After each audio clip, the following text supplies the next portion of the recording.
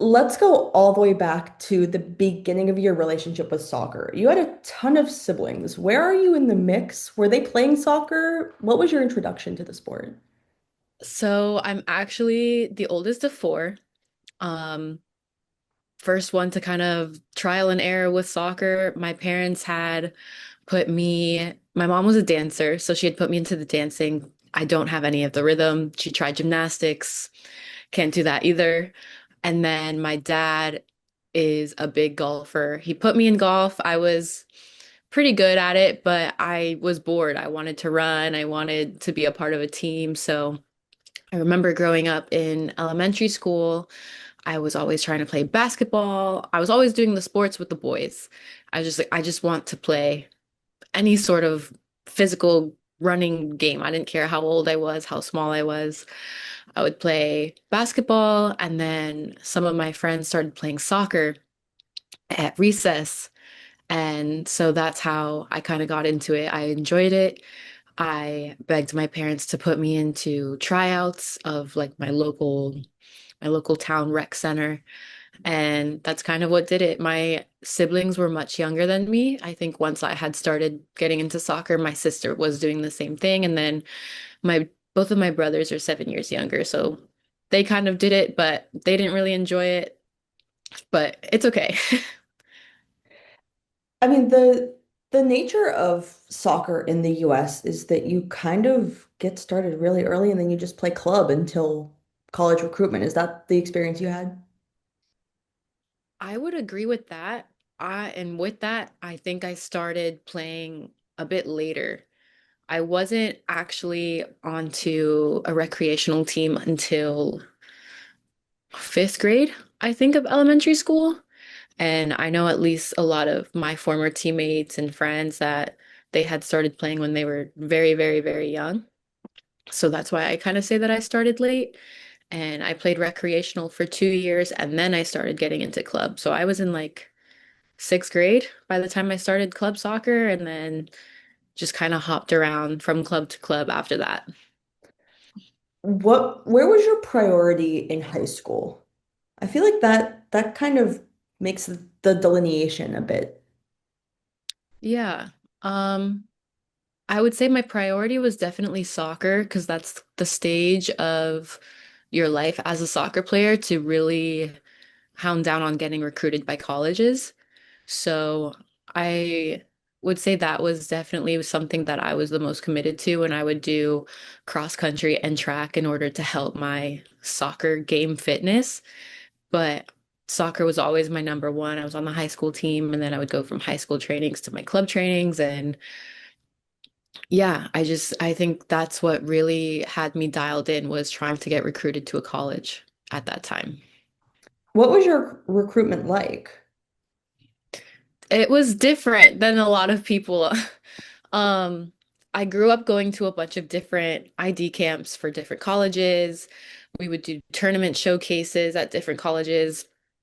And I think it was a Disney tournament that I was a part of and playing in. And it was one of my teammates' dad's friend that was watching the game to support his friend's daughter.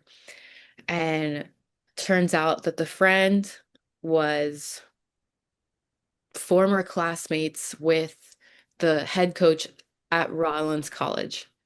So he called up Alicia, the coach at Rollins College, and was like, I'm watching this girl. Like, you need to have her come do a tryout with the team, et cetera, et cetera. So he kind of like connected us.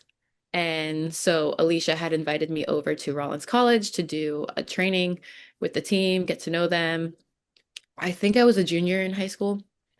And so that's what we did. And through that, she gave me the offer and I accepted it, I think, in the 2 weeks. So you were kind of one and done on the recruitment, weren't Yeah. you? Yeah. I mean, I definitely did tour a lot of different colleges. And like I said, I had done a bunch of ID camps, but Alicia did a great job at making me feel very welcome. And the team at the time that I was training with, I had a lot of fun. I really liked the campus, and the team itself was a very talented team. So those were kind of the 2 weeks of my decision was, just kind of going through the pros and cons. What do I want? What can they offer me? How can I be happy in this environment? Like, so yeah, it was it's a funny story. When you were at Rollins, how far into your time as a student did you decide that psychology was going to be your route? Um, I would say late into my sophomore year, maybe even into my junior year. Sports therapy, physical therapy was more so something that I've always wanted to do. And as athletes, we go through a lot of injuries and rehabilitation. So that was always something I was like, I want that. With Rollins, they don't offer a direct program to receive your bachelor's in it. You would have to go through the biochem route. I tried that for a semester, dropped out, was not my thing, couldn't do it. I applaud anyone who does. And so I wanted to try out psychology because I had taken some introductory courses into it and I found it to be very interesting. And close to that time, COVID had also hit. So once COVID hit and we were going through a lot of experiences of the unknown, our sports are getting canceled, our identities are being tested because our sport has been taken away. So I think COVID was the big thing. I was like, okay, yeah, I wanna really go into sports psychology, help athletes and, help them navigate the things that they're going through and similar experiences that are to me. And yeah, I mean, what it's interesting, like I'll interview athletes that graduated from college prior to COVID, and then I'll interview some athletes who were in college questioning playing time and eligibility during COVID. What was that time like when you were kind of on the tail end of college at that time? yeah. Um, Once COVID hit, it was hard. I think I had just recently finished my junior season and we had a great season. We made it into the NCAAs. Didn't make it as far as we wanted to, but that team was one of my favorite teams that I had in my college experience. So to come kind of go from this high of having such a successful year to then, oh no, COVID hit. Like, we don't know what's going to happen. Now we have to wear masks at trainings. Now we can't do physical contact at trainings. We're all in like separate boxes and passing the ball. And so then to it to lead into, um, our season was canceled and it was my senior season. So it really took a toll of like what is going on. I was like, I don't want to end my college season like this. I worked so hard and like I'm coming off of a good season. I want to play for my team my last year. So it was just a lot of questions just kind of spiraling through your mind of like, who knows what's going to happen? And the season was canceled. And then they kind of gave us a spring season of, okay, you guys can play again. And then I decided to take my fifth year because I was like, I can't leave on a question mark. I have to finish what I came here to do. So I took my fifth year and I had a really big mess going into that as well. I had two ankle sprains back to back to like 6 to 5 weeks out of preseason. I had to miss the trainings of preseason, but I was still showing up for my team to then taping my ankle so tight that I made sure that I was there for the season opener. I missed the preseason trainings, like I wasn't able to participate, but I was there for the first game and I was there until the very end. So it was really all or nothing for me that year. I mean, you were kind of in a mental mindset where it was going to be the last time. Yeah. How did you treat that mentally differently than the previous, what, 4 years? Um, I think as you enter your final years of college, especially your senior season, but also like your senior season being taken away to now it being your fifth year, it's just kind of you grow a much greater appreciation for the team, for the school, and you just sit and remember all of the things that you had done, maybe things that you wish you had done in the previous seasons, and now you kind of have that one last shot to do it. And now being an upperclassman, you really are in that leadership role. So you have to be able to lead yourself, but also in a way where you're leading yourself and motivating the 20 something other girls on the team as well. So I just think that like I wanted it so bad because of that and because COVID had happened, like you experienced your sport being taken away. So that just created a bigger purpose, bigger motivation for me to show up for that season. And hopefully I helped my teammates at that time too, because I know like I was ready to just do anything to play. Mentally, where were you? Um, Mentally before I was a mess, for sure. I definitely was going through anxiety. Um, I was also on the medication of Accutane. So that in itself is already messing with your mental mindset. So, and to also go through that while COVID was also happening and it still wasn't finalized that we would have an official season my fifth year, it was it was a very messy roller coaster. And again, I think that's what had driven me to perform under any circumstances my last season. But once we were able to get the all clear that we have a season, get the all clear that like, okay, preseason is happening, whether I was injured or not, I was just happy that we were back and playing. I knew I would return. Um, so my mindset going into the season was like, it's all or nothing after that. Were you ever talking to your teammates about the the potential that this could be your last game? They knew it. And I remember having team meetings because it wasn't our most successful season. We had a very new team where it was just me and one other fifth year.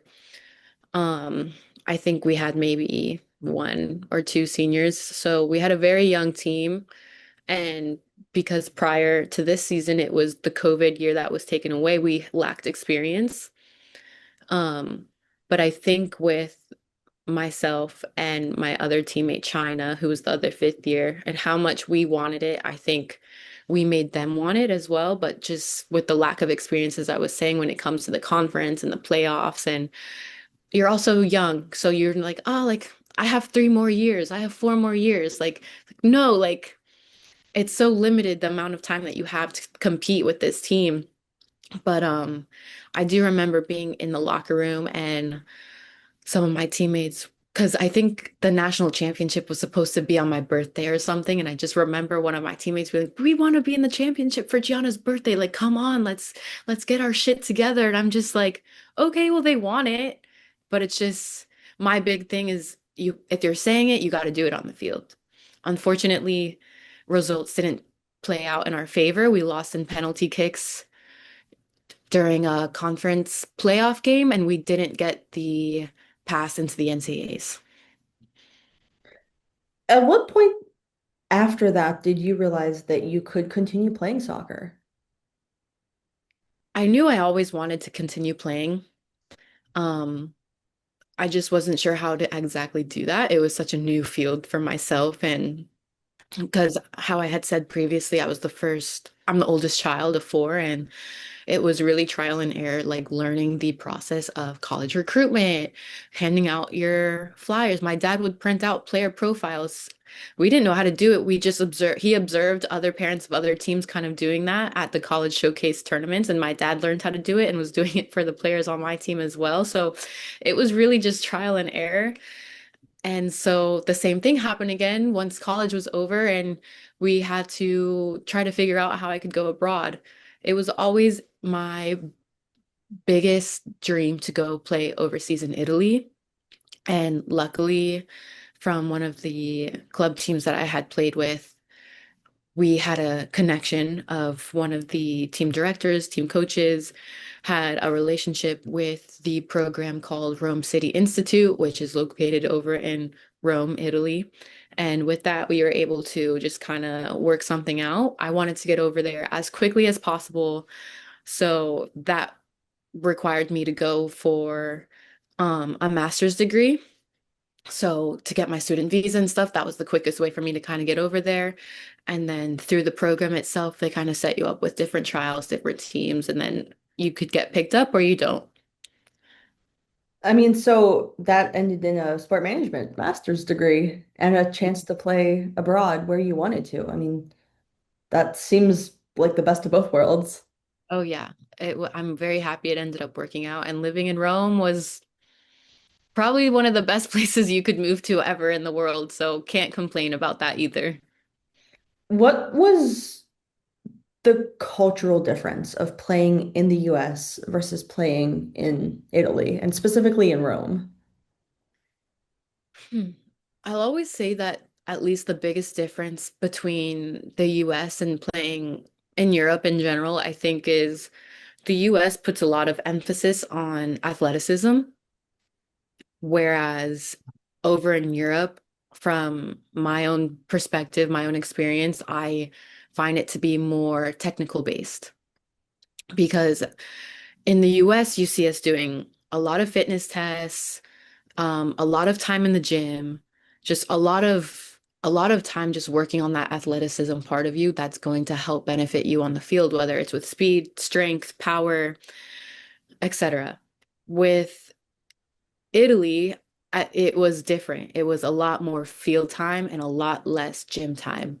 My team, at least, we didn't really do any gym sessions. We would spend um one of our trainings doing shootings, and as you're in the line for shooting, you're doing some sort of exercise. So you're not exactly focused on the power of things, the speed of things.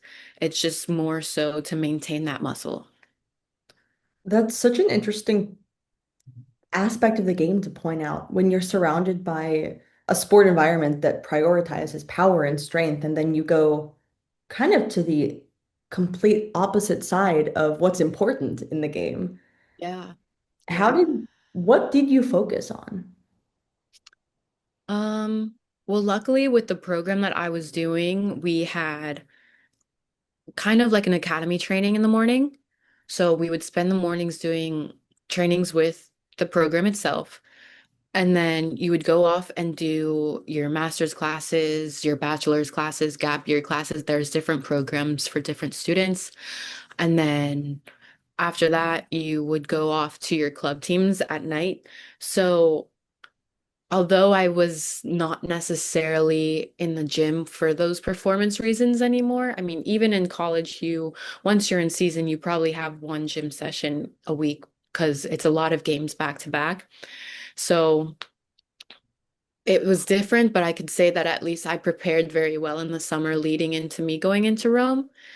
But with academy trainings and stuff, I think it definitely helped me not fall behind. If anything, it was pushing me forward because I was having two trainings a day, basically. How did that differ playing soccer in the morning and then class in the afternoon and then playing soccer again in the evening? How did that differ from the collegiate college experience? It sounds pretty similar. It's pretty similar. The only difference I would say would be the two trainings, but it's also different because you're building chemistry with your academy team.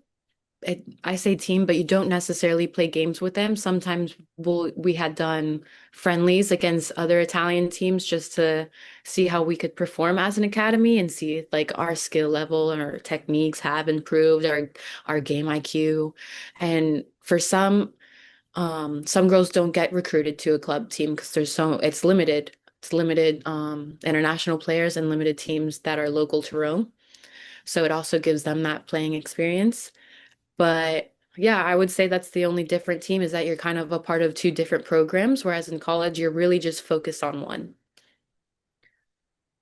Were there any other Americans in this program?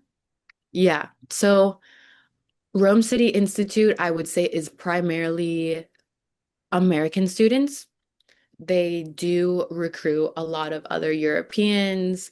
There's been Brazilians, there's been ones from Canada. It's all over the place, but I would say dominantly their outreach for students comes from America because it almost gives the experience to play abroad. So they kind of use that as their way. And it's a great way because, you do get the experience of playing college ball, but abroad. It's just a different format. It's a different season, and you're really taking the chance of being recruited or not by these club teams. So it kind of adds this sense of drive and motivation and discipline to make the most of what you have. For sure. How many other, I guess, student athletes still at that point were you competing against for these roster spots? My year, they were still pretty new. There's still a developing program. I would say there was about 25, 26 girls in my program at the time. Of course, now the program itself has built and they've created their own actual team to compete in the Italian leagues because they've find out new rules and new regulations. And so they were competing last year, and now this year they're able to compete at a higher level. But while I was there, that wasn't a thing. We didn't have that safety net of, okay, if you don't get recruited by the Italian club teams, then you can at least compete with our team in the Italian league. So it was 25, 26 of us competing for recognition from the Italian clubs, and the coaches could come to the friendlies that we had scheduled, or the program itself would send you off to a trial to go practice with the team, and then over time they can tell you if they want you or not. So luckily, I had a trial with one team. I didn't necessarily like it. So I went to the next team, and with that next team, I was happy and I ended up signing with them. But it gets competitive because there's a lot of different rules in play when it comes to being recruited, and a lot of the Italian teams can only take two internationals. I mean, that's a smaller pool of a even smaller pool. Yeah. How do you prove yourself? How do you prove your worth? Uh, a lot of it is just the effort that you can put into the trainings. And that's why I had said previously that if you're going to say something, talk about something, then you're going to have to be able to back yourself up by your actions on the field, by your effort on the field. And again, it's going to take a lot of discipline because a lot of teams, a lot of coaches aren't going to say yes to you right away. It's going to be a big learning experience. And I definitely had gone through learning experiences of my own. Um, so I would say it takes a lot of effort. You really gotta showcase yourself and your strengths. I wouldn't try to do anything new because it's new. It's not a strength of yours anymore. So you just got to do what you know to the best of your abilities. And if they like you, they like you. When it comes to the things outside of soccer, then in the trials that you're having with the teams, then you have to show that like you are a player that the team can work with. You're coachable and you're able to create a friendly environment, a competitive environment where the teammates can look up to you and you can look up to them. When you're constantly trying to make a name for yourself and prove yourself in these environments, how do you monitor your mental health? Um, I would say, at least for me, while I was in Rome, because I had moved there by myself, um, I mean, definitely the program had helped me a lot because you're a part of the program and the academy with people that are doing the same thing as you, trying to accomplish the same things as you and be a part of the same like team and schedule as you. So I just think having the people around me doing similar things helped me a lot. And it helped me have those friendships. Those friendships had definitely pushed me, had improved my mental health, and you just don't get caught up so much when you do have people that have a similar goal as you. And of course, like being far away from my family was difficult, but they were all happy to come and visit me in Rome. And even if they didn't have that opportunity, we had a very good relationship where we would talk on the phone all the time. They would tune into my games that were live streamed. So I would just say the hardest part was getting over to Rome. And then once I was able to actually get there and experience it and all of the things of itself, I was okay. Did Rome City Institute have any sports psychologists on staff, any mental health forward support system? My year, no. Um, but I do want to give credit where credit is due. My coaches had helped me a lot. The one of the academy coaches, his name was Richard. I had probably cried in front of him several times. So just about like what I wanted in soccer, I felt like I wasn't getting what I needed out of it.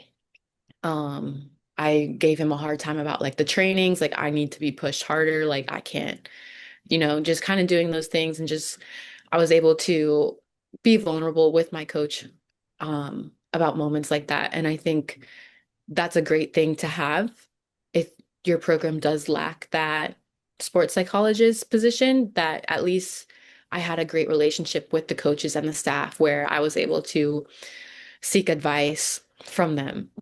My second year at Rome City, I was an employee. I was working for them as a recruiter and as a coach, and they did open up a position where it was a sports performance counselor, something of the sorts. I'm not exactly sure of the title, but they did open that field up a little bit about it. I mean, I think it's difficult internationally to prove that sports psychology is a field that needs to be studied and needs Yeah. to be staffed. So I'm happy that they saw that need and immediately, I guess, tried to fill it, right? Yeah. It's also just once you're in Europe, I don't think they realize how important it is. I think over in the US, they've really caught on to the importance of it and the stigma and the negative feedback about mental health and athletes. I think that's all starting to finally like be pushed. Like, no, this is a serious thing. Our athletes need help, like different on a different level, So I think Europe, and I can't speak of all of Europe. I can just speak of my own experience of I think they're a little bit behind when it comes to that mindset or when it comes to like the importance of it. So that could be another reason too, but um hopefully like more teams and more programs that are similar can recognize that as well. I mean, especially in a situation where you're overseas at an academy, where your entire life is eat, sleep, breathe soccer. How do you regulate your emotions when you don't get the playing time that you think you deserve or something goes wrong in training? I mean, Yeah. you luckily had coaches that were there to support you, but that's not always the case. Yeah, exactly. It could be really difficult and sometimes as an athlete you really have to put yourself out there in order to receive that help. And it's unfortunate that it has to come down to that sometimes, but again, like you gotta look out for yourself. No one's gonna look out for yourself like you do. So sometimes you do need to ask your friends for help, ask your families for help, ask your coaches for help. And that's what I did. Luckily, I had a great relationship with the coaches and the staff, as I had said previously, and I had created a lot of good friendships that, they were going through similar experiences as I was. So if there was anything that, was depleting my mental health, my energy, all of those things, I felt comfortable to talk to them about those things as well. I mean, you also came in with a degree in psychology, so you kind of, I would assume, had a good idea of what you were looking for and at. Yeah. What would I you would say? Oh, sorry. no go I would just say that because it was such a routine while I was in Rome too, it was kind of easy to just kind of keep yourself in check in that way as well. What would you say to an athlete who is in that academy environment, pushing themselves and not seeing returns but feeling their mental health kind of declining? What would I say to them? To be honest, you kind of have to learn things about yourself. And I always will tell people that journaling can be such a helpful thing when it comes to learning about your thoughts, why you're having these thoughts, why you're feeling this way. When it comes to the overthinking of why am I not like receiving any feedback, receiving any recognition, it helps sort through all of the things that you're feeling, all of the things that you're thinking. And as you write it out, you are then able to kind of reflect on the reasons why the happenings of different events that may have occurred. And it just helps you stay in check. Because the first step to, I think, improving your mental health is really just trying to get an understanding of why you feel the way you feel. So I always resort to journaling. I always tell athletes that, are going through some sort of mental health struggles to just journal, learn about yourself, and see what helps you, see what doesn't help you. If you don't think journaling helps you, then at least you know that now from the experience of trying that it's not going to help you. And, you just kind of go through the list of different events that will help you. Journaling helps me. It may not help everybody, but at least you gave it a shot. And that also helps you learn about yourself and how you could have a different process in getting better. I love journaling as a psychology modality. I think that you can tell a lot about yourself in the way that you process as a person, but also in the way that you need to be coached. And I Yeah. think that that's like a specific athlete mindset shift. Are there any prompts that you use to kind of find that answer out in yourself? I don't necessarily use any prompts. I more so do it if I find myself overthinking and kind of in that anxious roller coaster of thoughts. I just kind of jot down of the first thing that like pops up. And once I start writing it, then I'm like, I'm in the zone. I would say sports specifically related. Sometimes I would have game performance anxiety, and that just kind of comes from previous coaches that I had abroad, where you would get yelled at if you made mistakes. They would treat you like you don't exist anymore if you're injured. So unfortunately, I had those experiences while I was abroad in Israel, and because of that, I gained a lot of anxiety of like, okay, like I can't make a mistake. So then I just start journaling for the more so of like keeping myself in check, keeping my thoughts in check. Like, I am who I am. I know I'm the player that I am. Like, so and so can't tell me any different. So, what can I do to prove myself in this game? Okay, I'm going to win every single tackle. I'm going to make my first pass so that the rest of the game will be a breeze. And, just kind of set these five simple goals of it's simple, but they're just more so goals to help build your confidence. So when it comes to like, okay, make your first pass. All right, have your first tackle. Okay, check your shoulder. Like, just things like that. It sounds silly, but it really does help you when it comes from a place to build that confidence back up. I mean, let's talk about Israel. Yeah. What happened between playing in Rome and then playing in Israel? So I would say the league itself in Israel was way more competitive.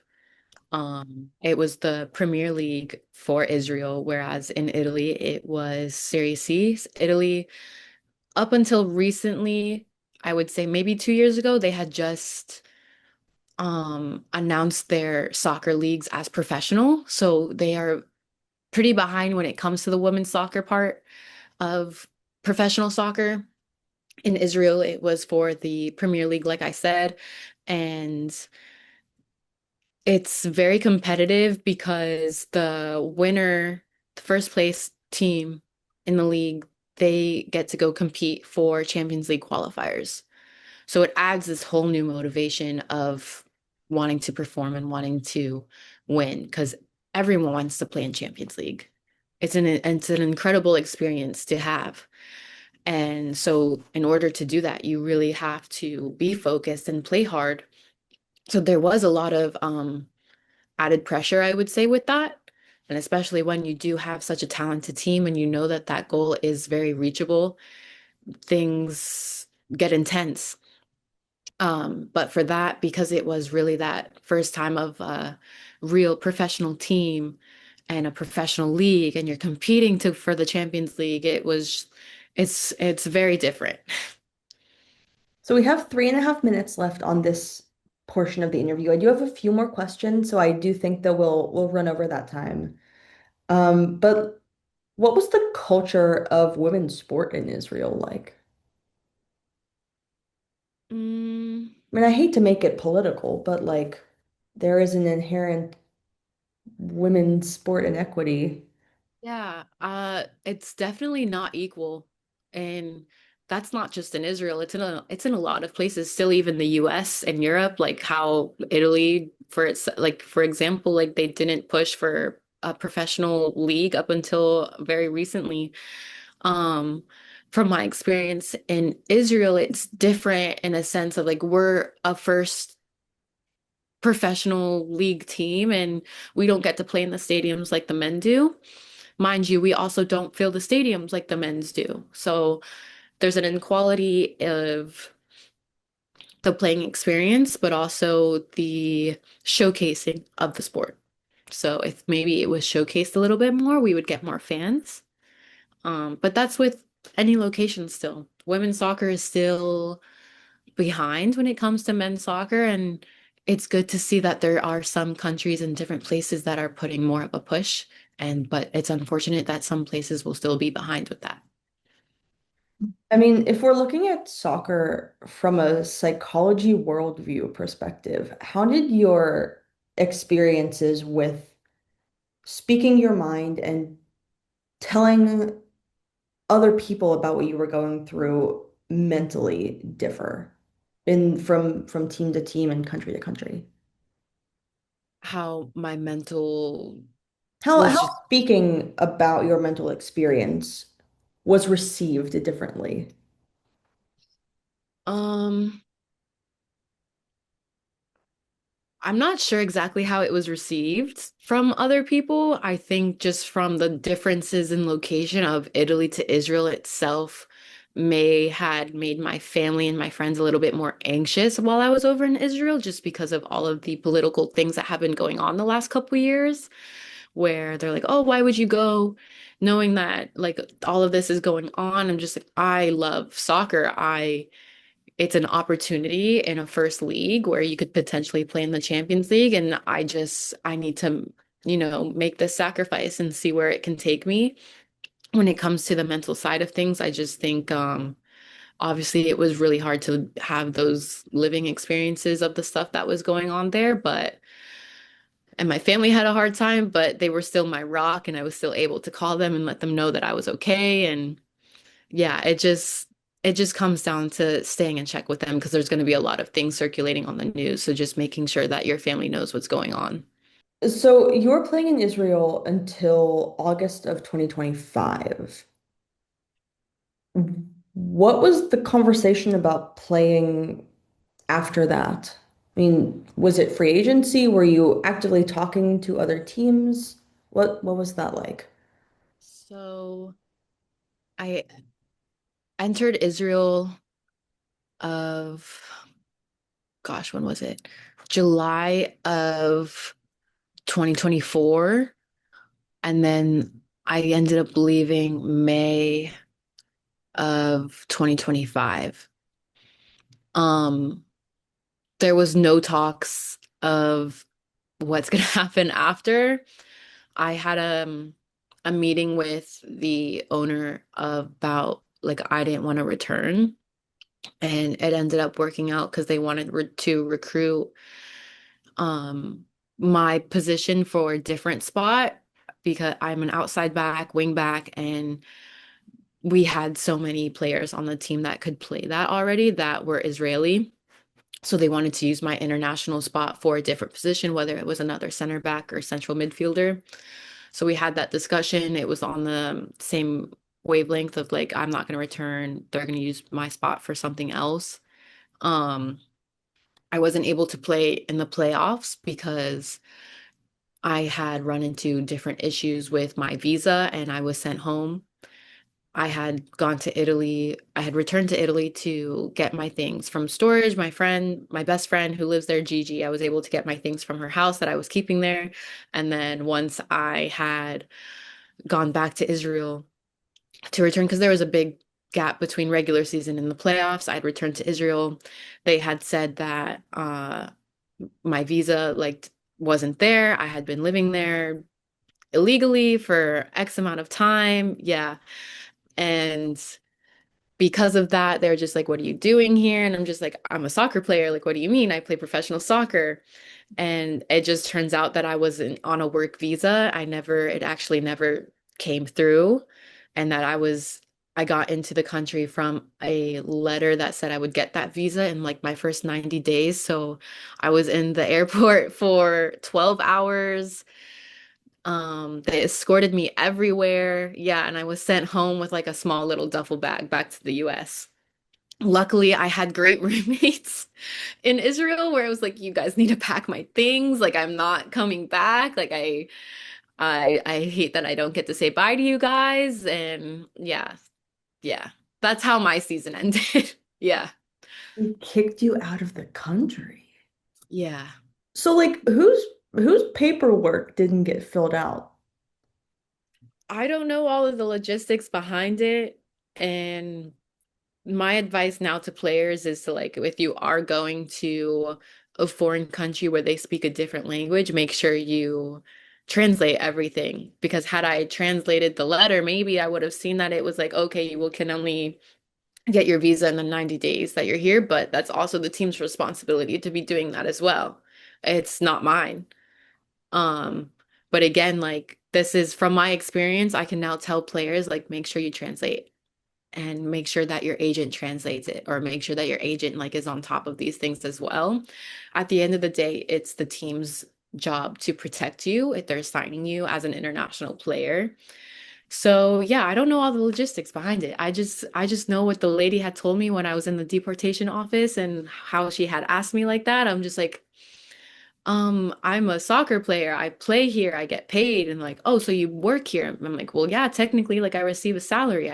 I play in the Premier League. And it was just a whole mess. That's Yeah. that's a ridiculous miscalculation. Yeah. Yeah. I mean, I'm so sorry that that happened to you, especially in such a volatile country. Yeah. I mean, in the moment, it was definitely something where I was going through it.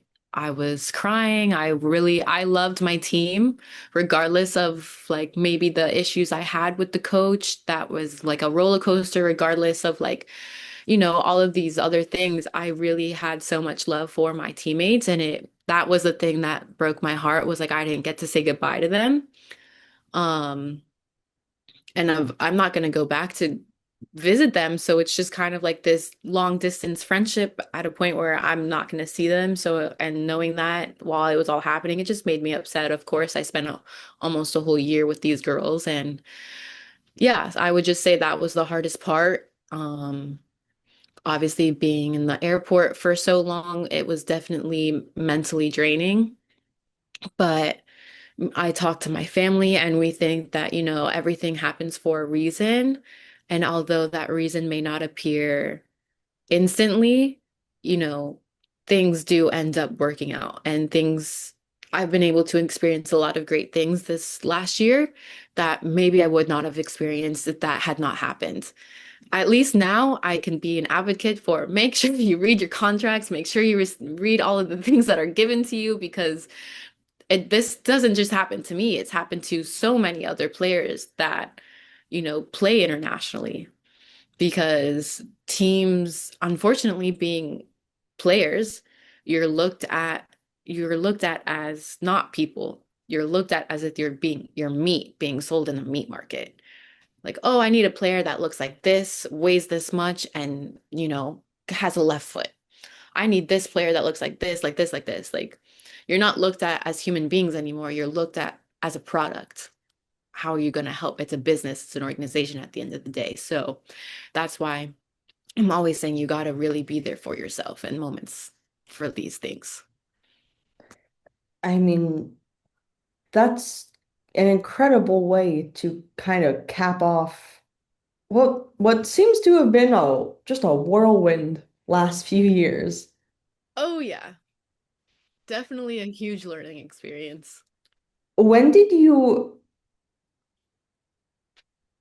I mean, when you were getting deported from Israel, were you under the impression that that would be the last time that you played professional soccer?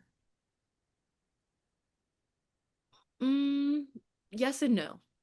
Yes, because I was going through a really big mental battle of my spark being taken away. And that just comes from the coaching style that was, selected at the moment. And it was just, you're trying your best. I was coming back from an injury. I had a really bad ankle sprain in January. So I was already dealing with the repercussions of that and then trying to get back into training and get my confidence back and like being not receiving a very supportive um outlet from my coach, I guess. It drained me and I was injured and I was treated like I was just someone that no longer existed. I can promise you, and I mean this, he did not speak to me for a month. Like no greeting, nothing, nothing. Not like, oh, how's your recovery going? Oh, I could see that you're doing well in trainings again. I did not exist for that month. So it was a big obstacle for me to kind of try to conquer on my own. So my spark was gone. Uh, my fitness was not at its best because I was coming back. So I was doing everything I can to kind of get back into where I was. And mm, yeah, I don't know if playing professional was completely off the table. I still had that motivation of like, I still want to play, but how can I enjoy the sport again? And it did take some time for it to come back. I came back to Florida, played in the USLW League over the summer with Fort Lauderdale, and you know, I think just being able to meet some other players and just be back home in my home country with my family who I hadn't seen in almost a year, that just being in a familiar environment again helped me. And then just being in another soccer environment where I was like, okay, like I don't necessarily have that much pressure here. So let me just get back into shape and let me just get back into playing. And if I fall in love with the sport again, that would be amazing. If not, then like I'll figure it out. So that was my mindset. I didn't really know what was going to come. It was also the European window was open and I was having issues with my agent at that time too. I don't think the communication was there. I don't think they had my best interests at mind. So it was just so much going on in that time frame. So, yeah. I mean, can we talk for a second about the difference in coaching styles and the impact of those on an athlete who's just trying to do their best? I mean, it sounds like you had a pretty incredible experience in Rome. Mhm. And then to go from that to what happened in Israel and then back to the US, which seemed Yeah. to be like a nice, relatively soft landing point. Can you Mhm. kind of compare and contrast those three environments? Yeah. With Rome, I would say the academy at least they have or they try to put your best interest um as their priority just so that they could help you have a good experience living and playing in Rome and so that they could also, say that they had you do trials and they're there to really just look out for you and be mentors and I was happy to have that with the academy coaches and then with my club coach. He spoke no English and I spoke no Italian. I was in classes once a week to learn the basics, and regardless of the language barrier, I had a very, very, very close relationship with my Italian coach as well. We would sit on the bus like after a game or before a game, and he would put in Google Translator like his thoughts or like asking me questions of anything that I needed. And we had a great relationship. And to this day, he still kind of reaches out to me. I kind of reach out to him. Um, so I had a very easy coaching. I would say I had a very easy transition from college to Rome. I had a great relationship with my college coach as well. Obviously, being a younger player, it took a bit for me to have that great relationship with her, but as you are becoming more of an experienced player, you're with the team for longer, you build that trust and respect with the coach. Obviously, when you're abroad, you don't get the 4 or 5 years like you do in college, so it's different. So from Rome going into Israel, um, it's good. I can say that the my coach in Israel was great in a sense of he knows the game and he knows how to build you. For me myself as a player, I wouldn't say I'm an anxious player, but I'm like so go go go that my body language looks like I'm rushing things. It looks like I'm anxious. I mean, I've had friends that have called me like a squirrel just because I'm just like, so I have to go here, I have to go here, I have to play this quick, this quick. Like, so my coach had helped me a lot in Israel to be able to calm my body and calm down my playing style. And, he built me to improve as a player, which of course, like that's always going to happen. I just think when it comes to the mental side of things, that was difficult. The communication part of things, that was difficult. There's a lot of different coaching styles, and everyone will handle it differently as a player. But that one was definitely one of the harder experiences that I've gone through. When did you get mental health first aid certified, and what does that mean? Um, Through state certified. So over the last couple months, I had been working towards being a mental health peer support counselor. And I have different friends that kind of had helped me get this position because I know that sports psychology was something that I wanted to do. I just didn't know how to do it. There's so many different directions that you can take. I know I didn't want to go back to school for another master's. So if I had to do certifications or something like that to kind of help me get to where I wanted to be, I was going to do that. So my friend had helped me get in contact with the organization called OnRise.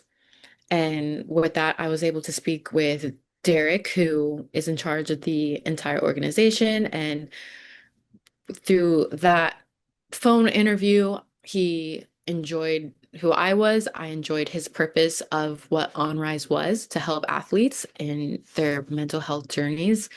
And so with that, it was, I would say, about 2 months to do the courses, to do the test, and then just to be certified in that position. And it just, you just learn a lot about mental health first aid, which is what we got certified in, and how to communicate to athletes, how to help them navigate through these things. In our positions, we cannot diagnose them. We are simply there to be peer supporters and help them through the mental health journey that they're experiencing. We listen to them, we're there for them, and it kind of gives them the reassurance of like, we're not your teammate, we're not your coach, we're not going to have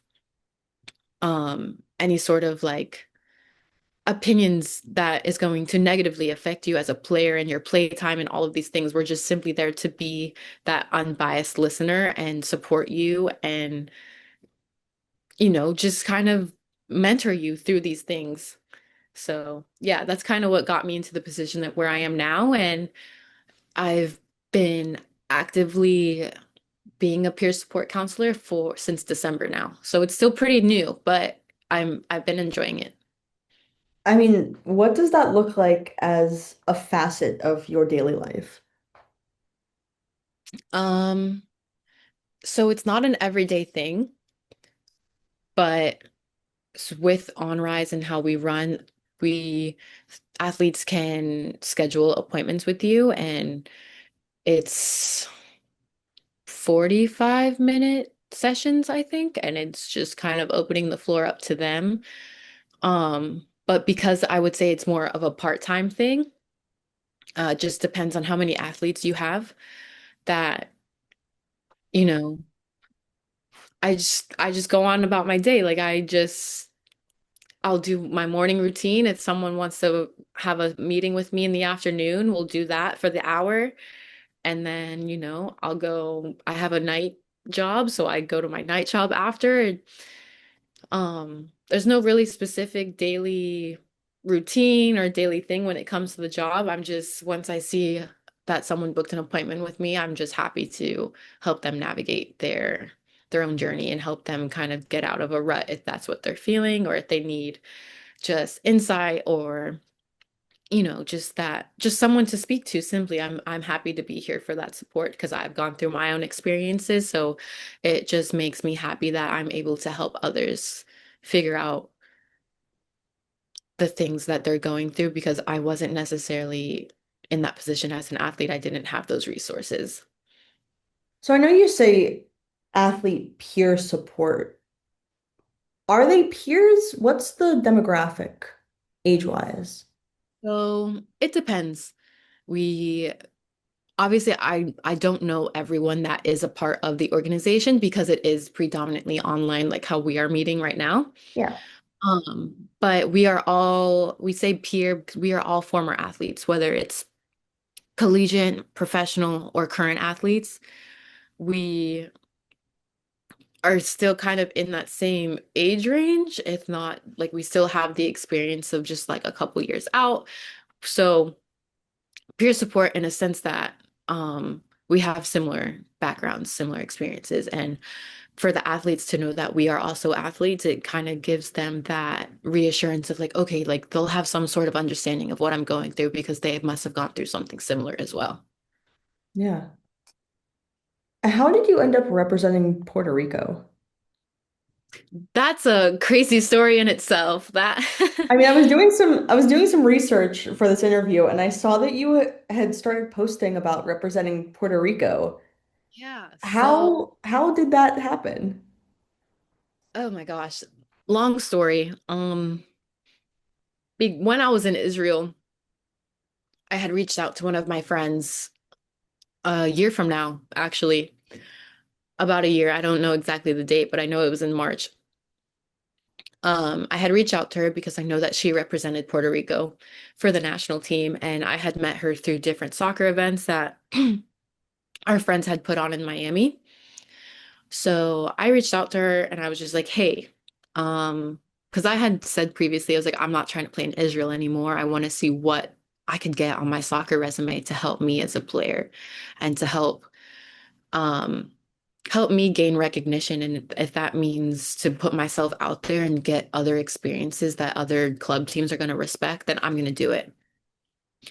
So I reached out to her and I was just like, hey, like, I don't know exactly how to do this because I know at least for like an Italian citizenship, you have to prove that you're Italian through all this paperwork, and but Puerto Rico is a US territory, so it's just like I don't know what to do. So I just reached out to her. I was like, "Hey, if you can help me, like I would appreciate it. My grandpa is from Puerto Rico. He's lived there his whole life. How do I, get a citizenship? How do I prove that I'm Puerto Rican?" And I was like, I can send you my player profile, my highlight video. If maybe you could just pass it down to the coach or someone that could like help me, that would be awesome.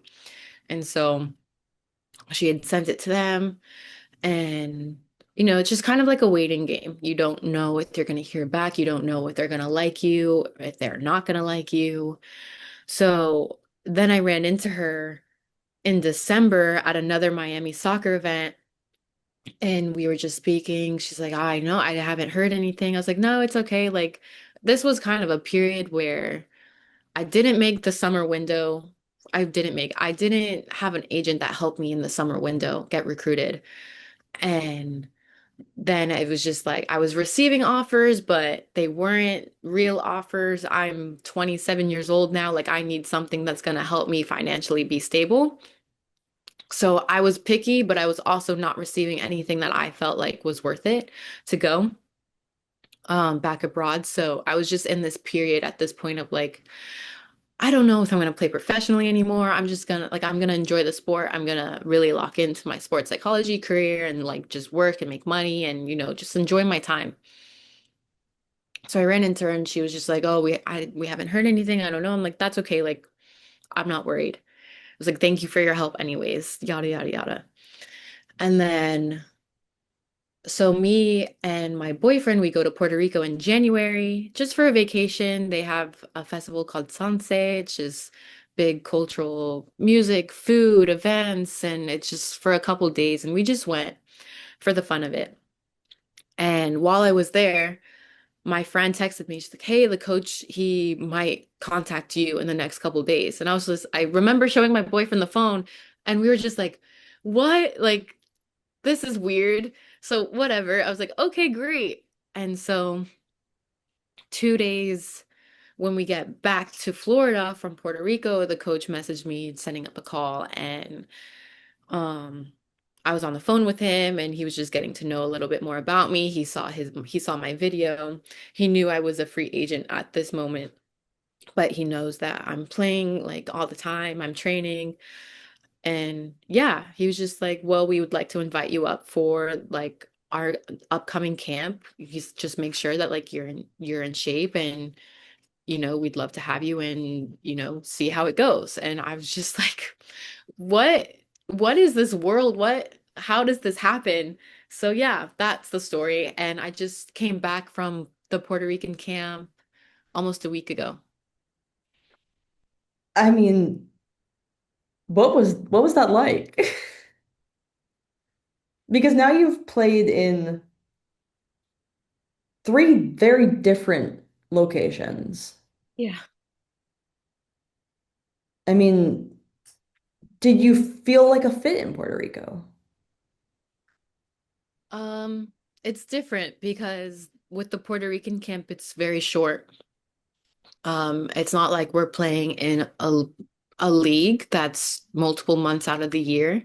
It was about a 12-day camp, and I was one of the only new people that like haven't been in the Puerto Rican national team system before. Like this was like my first real time, and I was the only player that had was in those shoes during this camp. And everyone was super nice. It's always a bit intimidating to be the new player and, also being older. Like I'm 27, I'm one of the older players, I would say. And yeah, I mean, it was just a different experience. Everyone was friendly and they made me feel very welcome. So I'm very grateful for that. And I just remember we were there and the first day we had a training, but it wasn't a full-on training. It was more of like a walkthrough because we had a game right after that. So I had 24 hours to get to know the girls before the first game. I didn't get minutes, which that is totally fine. I just met everybody 24 hours ago and I was just happy to be there. I wanted to prove myself as a player. I wanted people to respect me as a player and I knew that comes with just showing what I could do on the field. So we kind of had a walkthrough training and then we had the game and then we had an off day and I just remember I'm just like, oh, I'm just itching to play. I just want to train. I want to show them what I'm capable of. And I'm bonding with all of the girls. I'm talking with them, but it's just like, you know, it's different. Everyone knows each other. So naturally there's going to be little groups of like, oh my God, like, they don't get to see each other year round. So this is also them catching up in different ways. I never ever took it in a negative way. I understood it completely for what it is.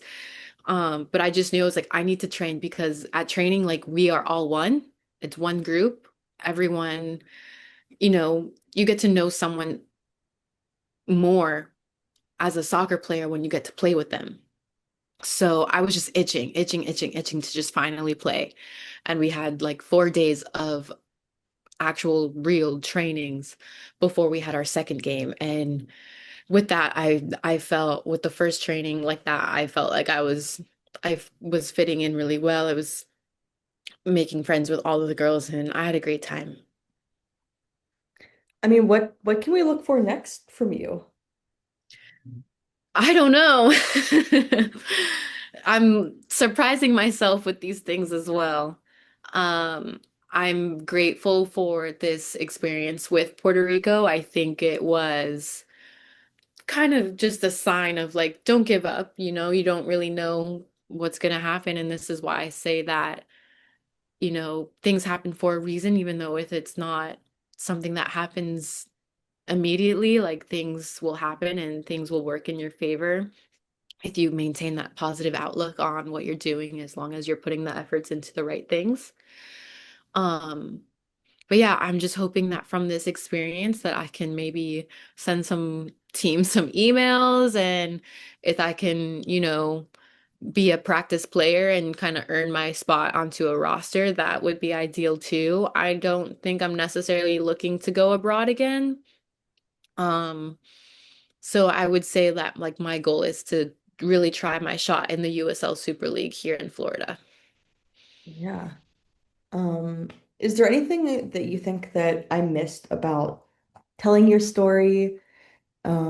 Anything that you'd like to add more context to? No, The floor is yours to fill in I any gaps that you think we had. Anything you'd like to add? honestly, I think we hit all the angles. So Awesome. it was good.